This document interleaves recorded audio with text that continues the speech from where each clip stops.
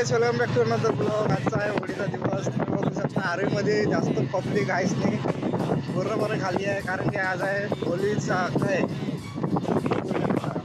पुरा खाली खाली रोड आहे. नाही तर इथं जास्त पब्लिक राहते, आज आहेच नाही. स्टॉल लागला आहे, दुकान बढिया उन्हाळ्याचा टाईम आहे. हे आपलं होलीचं एक स्टॉल. होली